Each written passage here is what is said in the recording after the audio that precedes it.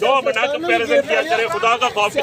मुझे पाकिस्तान बनने में आज तक 150 बच्चे किसी एक इंसान पे होते हुए दिखा दे, मैं आपको मान जाऊं। सियासतदान तो गिरफ्तारी को एहसास समझते हैं, सियासतदान तो गिरफ्तारी को एहसास समझते हैं। बाकी खत्म हो गया। अपनी हिकमत अमली बनाई हुई है, लेकिन इस वक्त हम ज़ाहिर बात है हर एक चीज़ नहीं बता सकते। और ख्वाहिश तो इनकी है कि खान साहब को या गिरफ़्तार कर लें या डिस्क्वालीफाई कर दें या खुदा न खास्ता बिल्कुल ही फ़ारिग कर दें। मसला ये है कि आपके सामने है सब कुछ। आइन नहीं मान रहे हुकूमत वाले, कानून नहीं मान रहे, जमहूरियत नहीं मान रहे, सुप्रीम कोर्ट के फैसले नहीं मान रहे, तो इस तरह तो मुल्क नहीं चलते। ये तो इन्होंने मजाक बनाया हुआ है मुल्क से।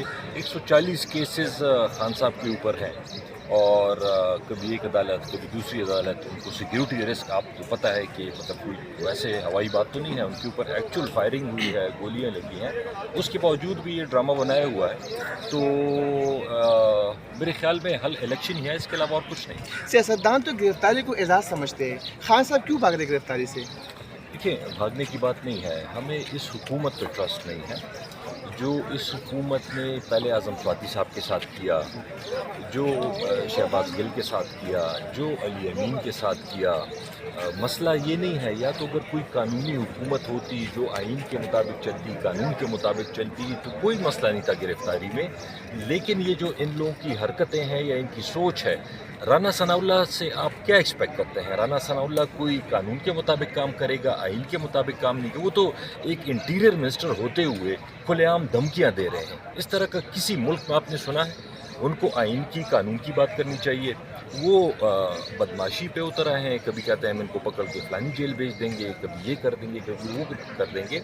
ये मसला है सारा। अगर सर, तो राना सनाउल्लाह साहब को तो आप लोगों ने ही गिरफ्तार करवाया था आपके दौर में।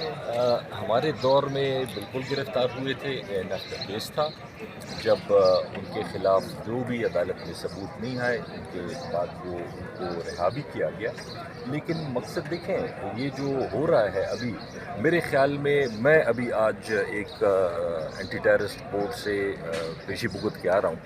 हमारे हज़ारों वर्कर्स के ऊपर केसेस बने हुए हैं और जिसका कोई मतलब मेरे ऊपर दहशतगर्दी का केस बना हुआ है। मैं कोर्ट के अंदर था सारा दिन। खान साहब के ऊपर 40 दहशतगर्दी के मुकदमे बने हुए हैं और बाकी और कुछ नहीं।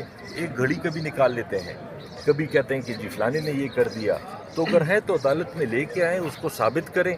और रोज़ाना की बुनियाद पे केसेस बढ़ाते जा रहे हैं। अब ह्यूमनली मुझे बताएं, ह्यूमनली 140 केसेस का कैसे एक बंदा, अगर एक एक दिन वो एक एक अदालत में भी जाए, दुनिया में और कोई काम ना करे, तो ये ह्यूमनली कैसे पॉसिबल है?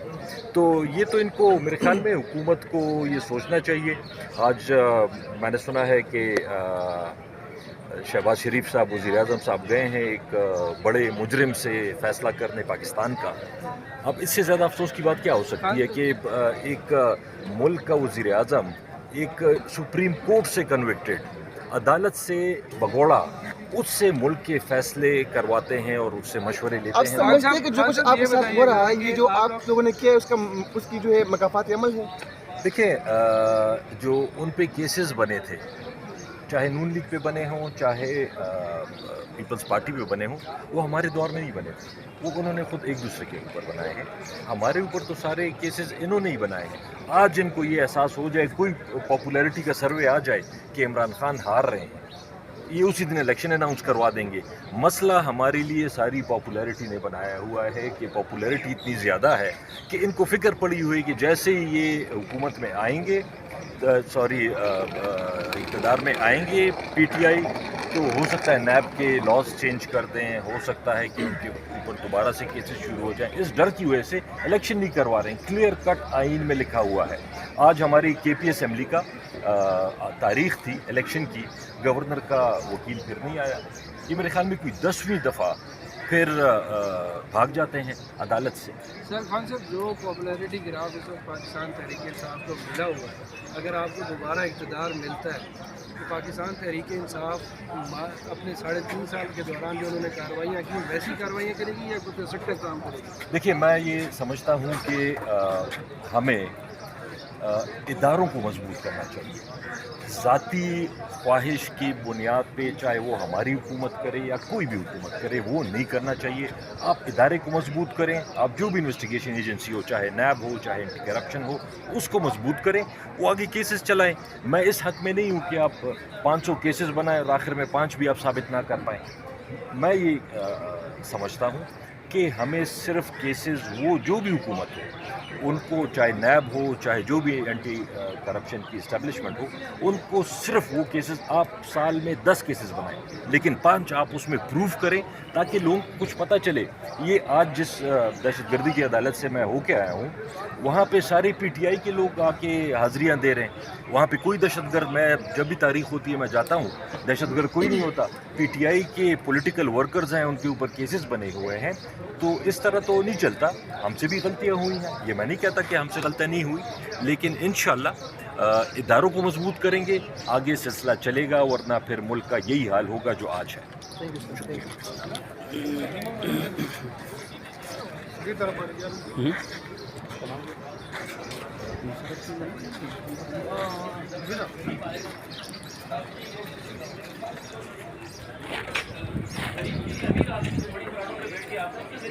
کیا ہے سرکار کے ساتھ پڑا ہے, سرکار کی رپورٹ کیا ہے.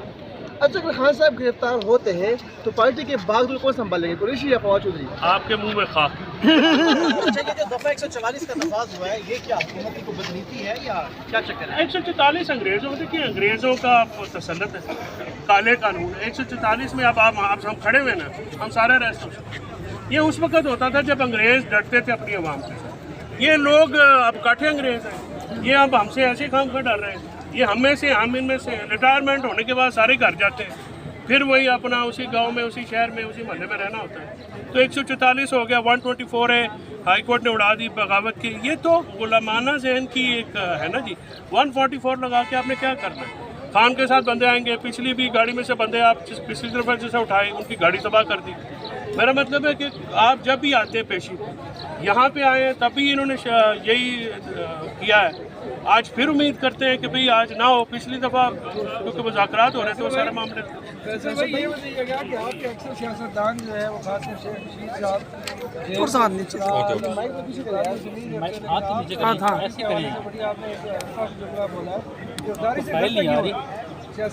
آپ کو گرفتار کر کے مہینہ پاکستان کی سیر کرائیں, پھر آپ سے پوچھیں گے آپ گرفتاری کو نارمل چیز سمجھتے ہیں؟